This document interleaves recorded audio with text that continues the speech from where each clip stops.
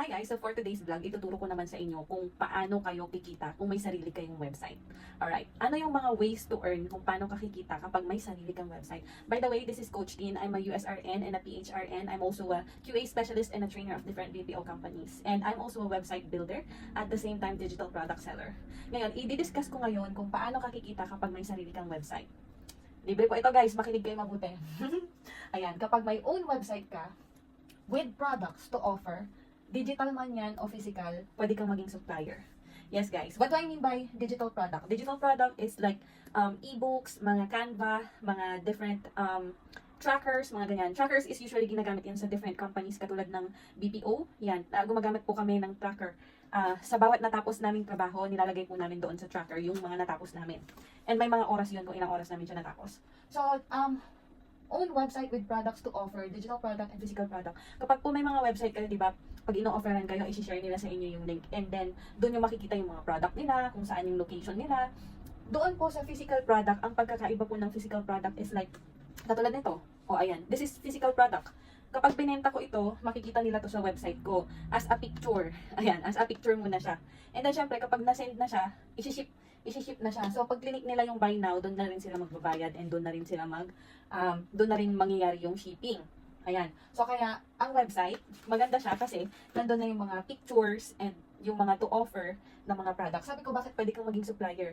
Yes, pwede kang maging supplier kasi kung mas marami yung ganito mo, pwede mong sabihin na minimum of 20 pieces on discounted price. O, di ba? Naging supplier ka na. Pag nagkaroon ka na, pag may sarili kang website.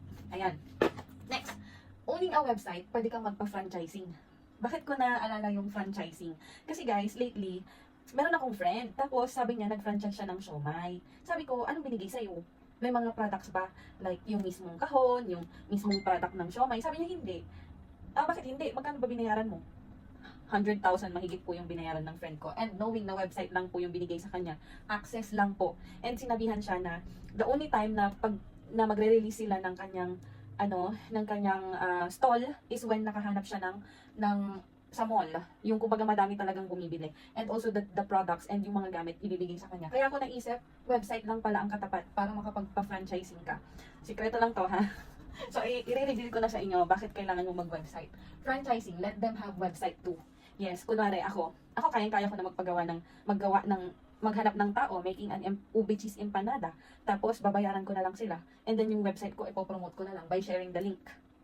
Yan po yung nangyayari sa franchising. Even yung mga ticketing, yung mga mag-join kayo sa amin para sa dropshipping or sa ticketing, yung pwede kang magpabook ng mga papunta ng iba-ibang place, gano'n. Tapos kikita ka ng ganito, website lang po yun.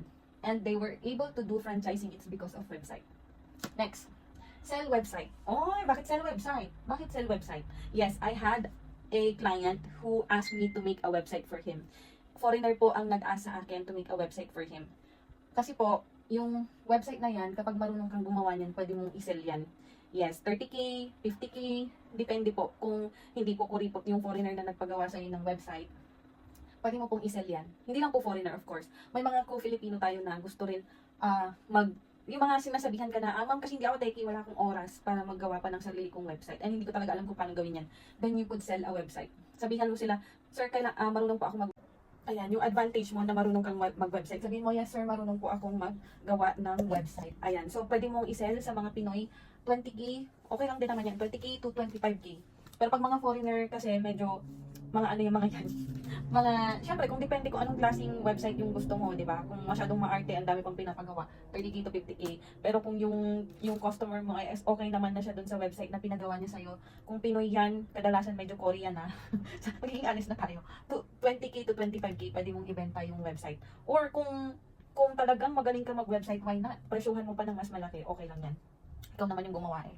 Next, sell your knowledge. How to sell your knowledge. Kapag may website ka, nurse ka man, engineer ka man, ano man yung natapos mo and ano man yung kinaganda ng buhay mo, pwede mong gawan ng course yan. And then sa pagkakaroon ng website, doon mo isi-sell yung knowledge mo. What do I mean to say? Example, ako, because I'm already I'm already successful into my USRN exam, pwede ko pong gawan ng courses yung USRN exam journey ko. And then gagawan ko po ng videos yun and pwede kong i-sell pati yung mga review materials sa kanila by making a digital product.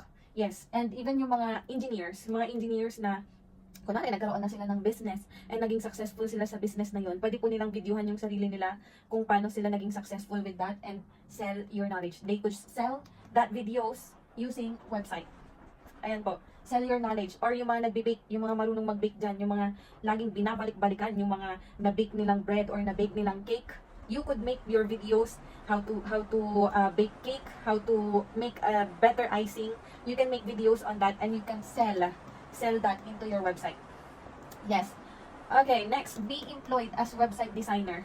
Yes, kung wala ka man natapos pero marunong kang mag-website design, you could be employed as a website designer. May mapakita ka lang na website na ginawa mo and you created it on your own, pwede ka pong maging employed. Ang dami pong nag-hire sa Indeed ng mga website designer. Pwede mong pasukin yan.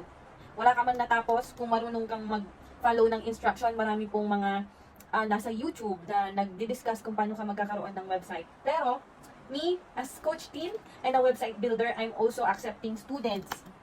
Students, yes. Bakit po ko nag-accept ng students?